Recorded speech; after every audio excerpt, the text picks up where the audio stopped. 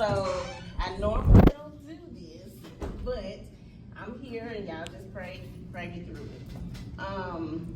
Okay, so now I do want to begin by thanking Ms. Bowens and the National Council of Negro Women for inviting me here today.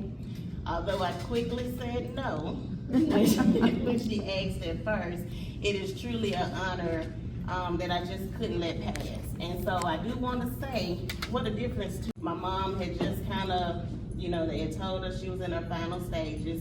And so what we decided to do, my siblings and I, we decided to have her a celebration of life while she was still here. Because we knew that the inevitable was coming. We were going to have a funeral, all the family was going to come, and she wouldn't know a thing. So while she was still here, she was honored in her hometown in Calhoun City. She had all of her children, all of her grandchildren. I know I had probably a couple of hundred people in and out of my house. And we just enjoyed her while she was here and while she was able to enjoy her family get together. So then we'll fast forward to last year. Last year was my first breast cancer awareness without her. And so I got up, got dressed, and I was headed to Tupelo to the breast cancer walk. And y'all, by the time I hit 32, I started crying. I cried all the way to Tupelo. I had to pull over. And I decided I ain't going to no breast cancer awareness this year. And so I didn't go. I went to eat, I took myself out to breakfast, and I just had a moment alone by myself. And so now, this year, who would have ever thought? I'm at a breast cancer awareness program and I'm actually speaking. Woo, y'all. All I can say is, I thank God for peace that surpasses all understanding, because it's only Him that has me up here. Okay, so before I go any further, I have very special people who are here with me. To my sister Tasha, to my sorority sister and best friend Kimberly, thank y'all for showing up, cheering me on, and standing beside me as I discuss two things that I forever remain extremely passionate about. And there's mental health awareness and my dear sweet mother, Miss Joyce Harris. Your love and presence here today gives me the courage to be here to speak from my heart. Okay. So when people hear the word breast cancer, their first thoughts usually are about surgeries, treatments, and doctor's visits.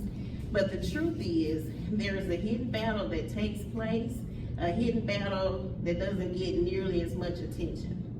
The late night fears that keep you awake, the anxiety waiting for your test results, the grief of losing your hair and parts of your body that some people feel that are tied to your identity, the thoughts about your legacy, the life you've lived thus far, and all that you could possibly be leaving behind if death should occur. The financial stress due to treatment costs and loss of wages, the exhaustion of trying to be strong for everyone else when some days you feel so weak inside. And that weakness can be physically, emotionally, spiritually, or financially. These are just a few things that, from a counseling perspective, that I've heard directly from breast cancer warriors. Women who have walked that path with courage and grace. Women like my mama, like my sister, like my sister-in-law, like my friends, like my aunts, and like so many others. So today I'm speaking not only as a licensed professional counselor supervisor, but also from the perspective of someone who loved a breast cancer warrior.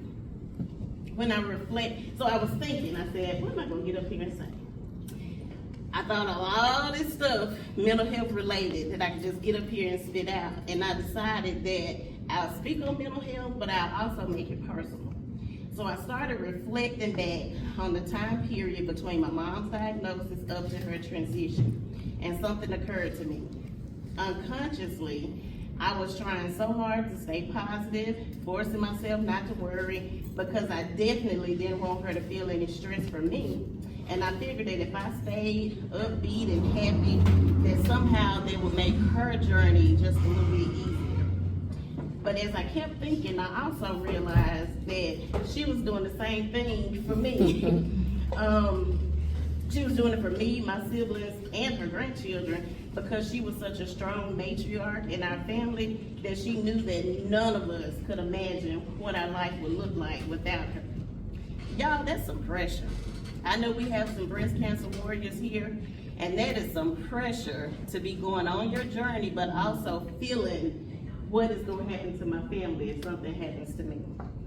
But yet and still, my mom smiled through her own pain, and she tried to make her journey with breast cancer easier for us. Now, isn't that something? See, that's the quiet exchange that happens within families. Everyone tries to be strong for everyone else while silently carrying their own fears. And that's why that we do not talk about, and that is the role of caregivers and the loved ones. So as a mental health professional, I cannot think about breast cancer awareness and mental health without acknowledging the loved ones and the caregivers who walk every step of the journey beside someone fighting the fight. They may not receive the chemo or the surgeries, but they carry that weight in their own weight in other ways.